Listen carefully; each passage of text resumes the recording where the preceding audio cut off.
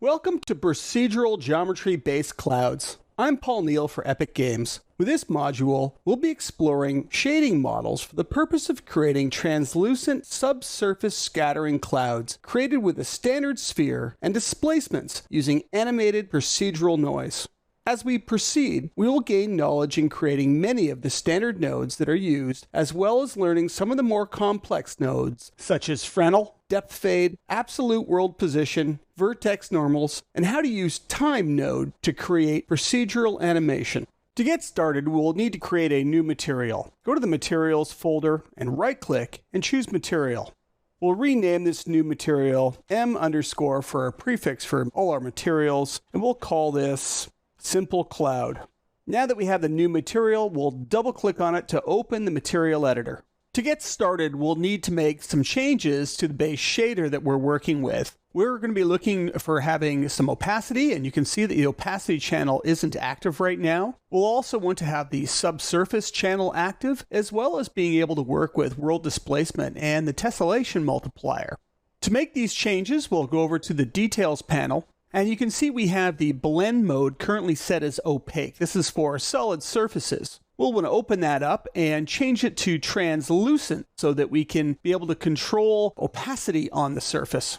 The next one's going to be the shading model. The default lit needs to be changed to subsurface. Now, subsurface scattering refers to light when it passes through a surface. You can see this in, say, a wax candle or human skin when you put a light behind your hand or behind an ear. The light passes through the surface, scatters inside the surface, and comes back out as colors picked up within the surface.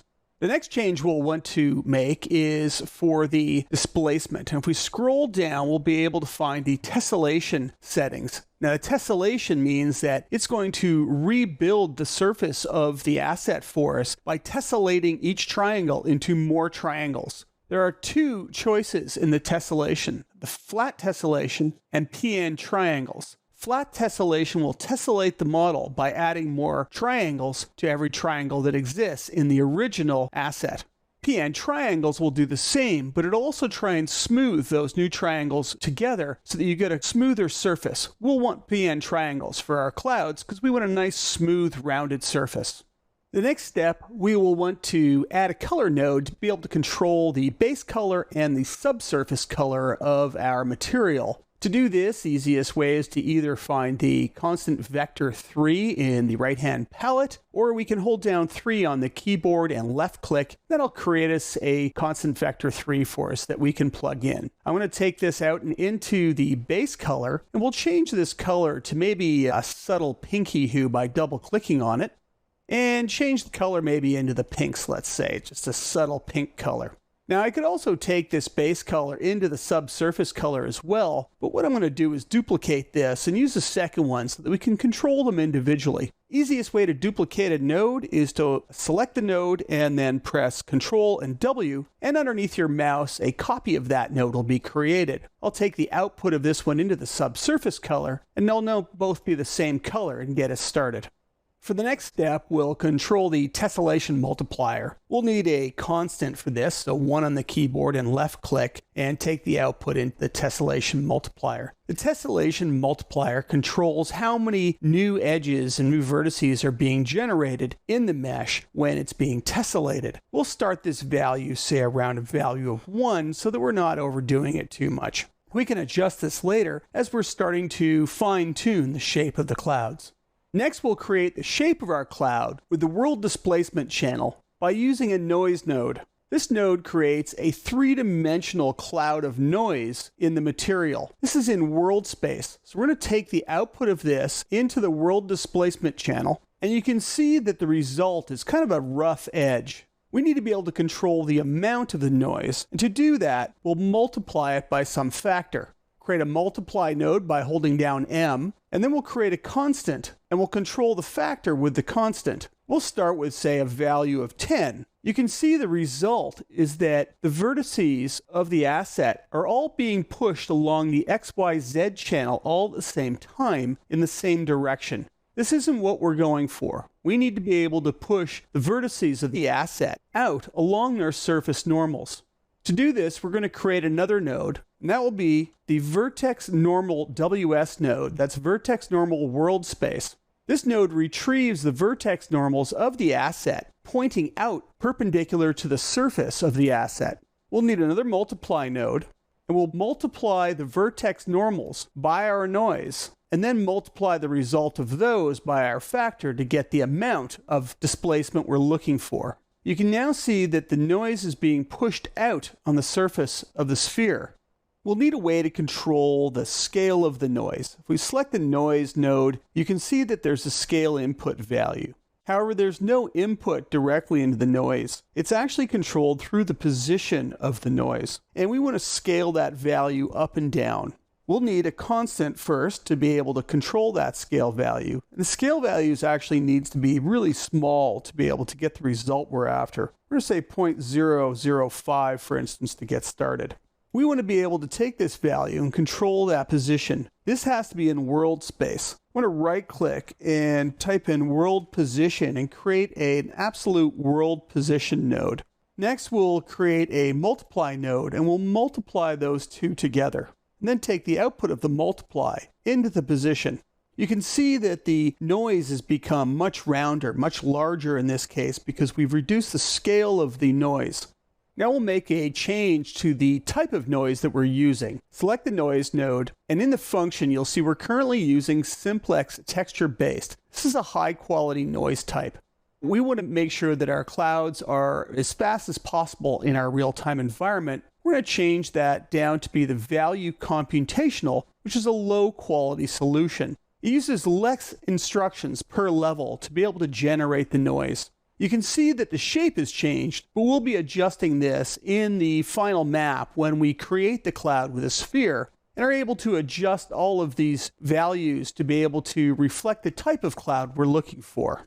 So we'd like to have our cloud animating, kind of undulating as you see clouds do in the sky and changing shape from one animal to another. To do this, we're going to use a time node, and time ticks over as the level is playing.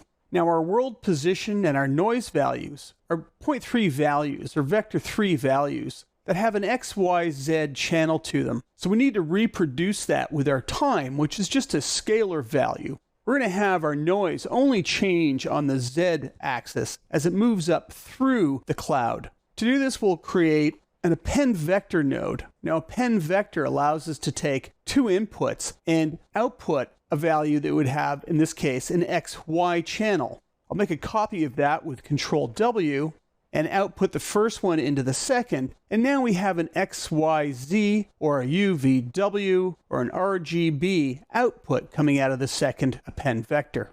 Our time will go into the B channel of the second append so that we're controlling what's the Z value. For the X and Y, we're going to make a constant and just set those at a value of 0 because they don't need to change. We want to add the result of our time output to the position of the noise. So I'll create an add node by holding down A on the keyboard and add the two values together and then take the output of the add into the position of the noise. You can now see that the cloud is changing shape over time. It might be too fast, it could be too slow depending on the size or the type of cloud we're creating. So we need some way of being able to control the time, the speed of the cloud changing. We'll create another multiply holding down M, and we'll multiply the time itself by some factor again with a constant value. We'll set the default of this constant to a value of 1 to get us started.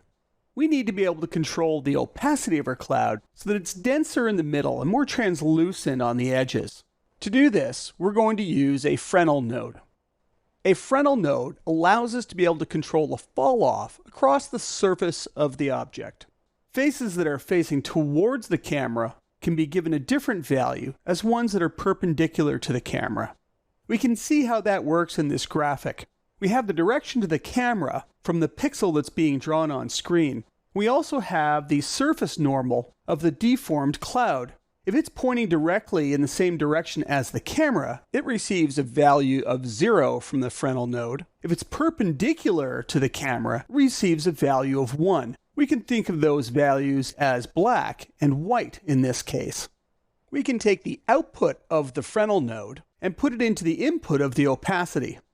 You can see the effect is the exact opposite of what we're looking for. We're looking for softer edges and a more dense center. We need to invert the value of the Fresnel node by using a 1- node.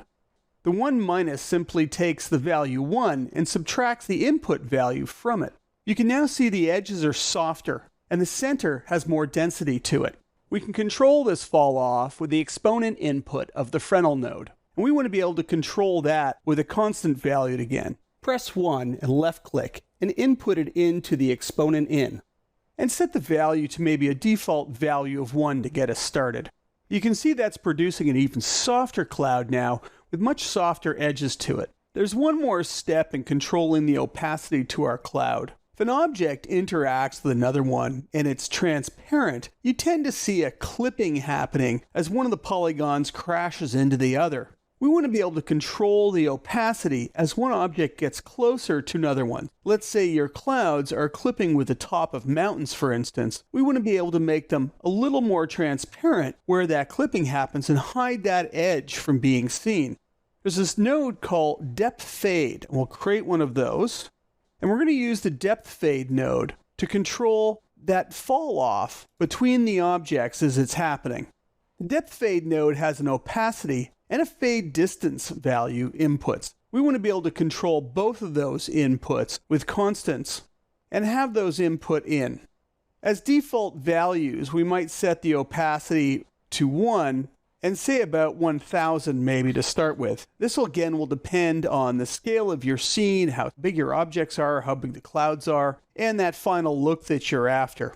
We then want to mix the inverted Fresnel node with our depth fade parameter. Now there's all kinds of ways you could blend these values together. The best one in our case is going to be one of the blend nodes, and we'll use the blend overlay in this case to blend these two together. We'll take the output of the Fresnel into the base and the output of the depth fade into the blend, and then take the output of the blend into the opacity.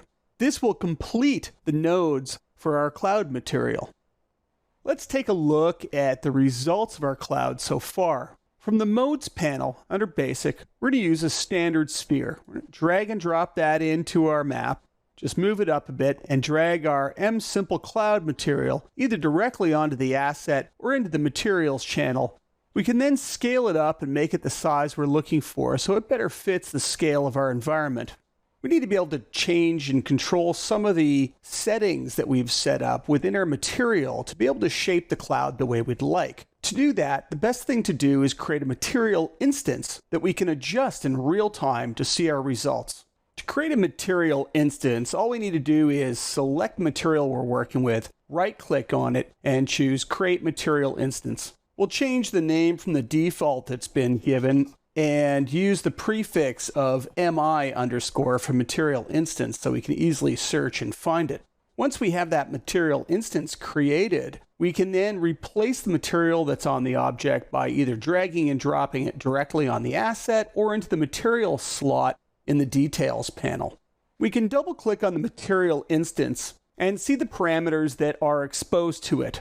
The parent parameter is the one that actually holds the instance to the original material that we've been creating. Double-clicking on it allows us to be able to open it, and now we can go about the process of exposing more parameters to the instance so that we can adjust and shape our cloud as we need.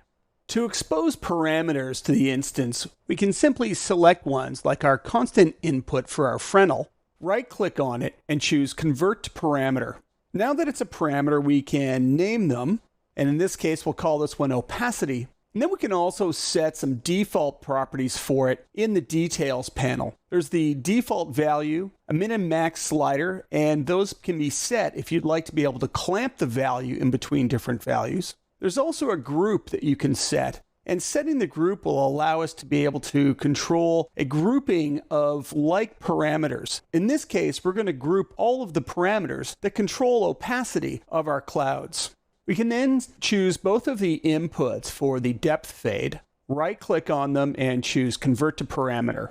Our first one will be called Opacity Depth, and our second one will be called Fade Depth. We can select both again, and then from the group, choose the group that we previously named called Opacity. I'll go ahead and create the rest of the parameters for our material that will show up in the material instance.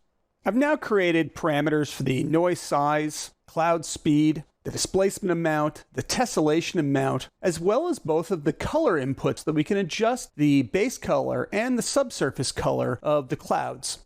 These have all then been grouped together into several groups. If we choose the material instance, we can see the results. We have our cloud shape where the speed and size is, our color parameters, displacement values for the displacement amount and tessellation amount, and then the opacity with the fade depth, opacity, and opacity depth. We can now make adjustments to the parameters to better shape our cloud into our environment. I'll take the tab for the material instance and just put it off to the side here. When the checkbox is off, the parameter is using its default value in the original material. I'll take the noise size, maybe we'll take this down even smaller to 0.001 to make the changes in the shape a little more subtle. We'll take the displacement amount and we can increase that much more just by dragging it up and seeing the result that we get. You can also see now that the speed is just way too fast and needs to come way down to be able to get that slow undulation of a cloud shape that we're looking for.